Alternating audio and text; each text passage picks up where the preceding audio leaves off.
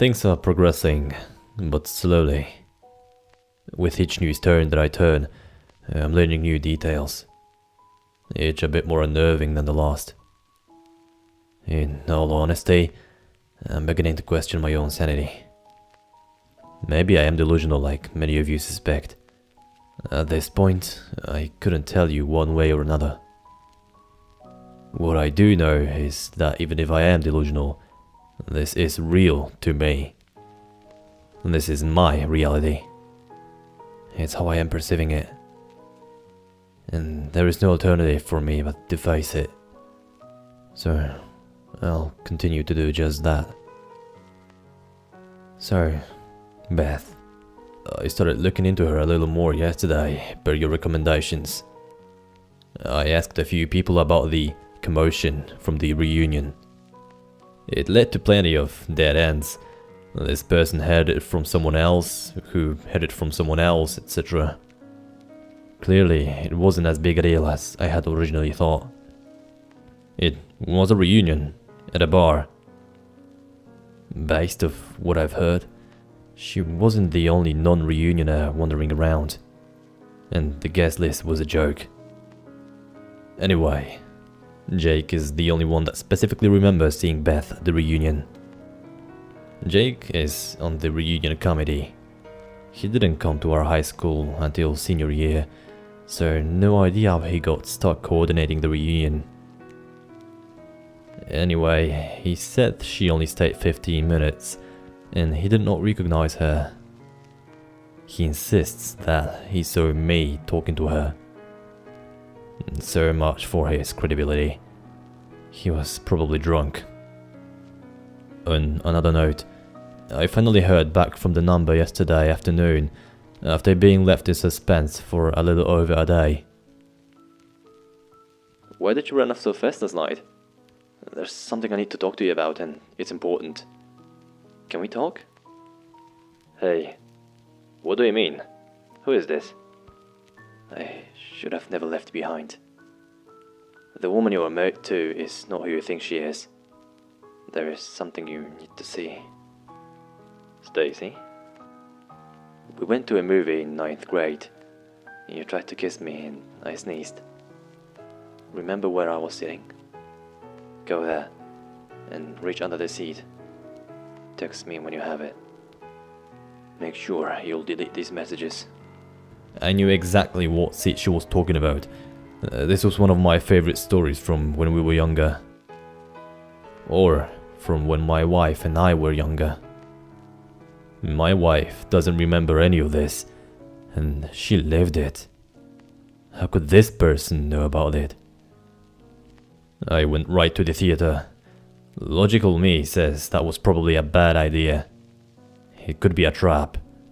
I know that. But I went anyway. Regardless, it was closed by the time I got there. It would have to wait until Monday, so I headed home for the night. Have you ever had one of those dreams where you knew you were dreaming, so you intentionally steered yourself toward danger, just to see what would happen? You run towards the serial killer, or you swim deeper into the water, away from the surface. I feel like I'm living one of those dreams. As the days progress, this is starting to take a toll on me. Stacy is taking notice. I need to wrap this thing up. I'm not eating much. I'm feeling somewhat detached. I don't sleep much anymore. Affection is non-existent. I barely talk to my wife. My wife. I took a sleeping pill last night and went to bed pretty early. This morning, my plan was to bail from work a little after lunch to catch a movie and get whatever was under the seat. I went to work, went through the motions. 1 o'clock rolled around and I headed right to the theater. I was starting to feel a bit nervous, now that it was time to actually go through this. Now that I've had more time to think through some of the possible outcomes. I scoped it out, grabbed a movie ticket and got into the theater way early. Luckily, nobody was there yet. I hadn't been there in years. The theater was clearly updated quite a bit. I went to the same general area where we had sat over a decade ago. I felt around a couple seats, and I found it. It was an envelope. This was exhilarating, like a scavenger hunt. I couldn't believe I found it so easily. Part of me wondered if she was watching me at that moment. I felt she was. Maybe it was just nerves. I couldn't see anyone in there. I didn't even consider staying for the movie after finding it. Instead, I headed to my car to tear the envelope. Confidential homicide investigation notes. Jesus. I uploaded the contents for you to see. I'm assuming it will be pulled down sooner than later. And take a look while you can. I don't know what to make of any of this. This is the first time I've actually begun to feel like my family could be in real danger. I'm in possession of a confidential document, sent by someone that I'm not even sure I know. I'm obviously not going to text the number back right now. I need to keep looking into this. There's definitely nothing identifiable in this doc, as most dates and names seem to be redacted. I did some research and found absolutely nothing online to corroborate any of this either. For all I know, it could be fake. I'm not sure what I expected to find, but I need something, anything. I was a freshman in college in 2009 when this appears to have happened.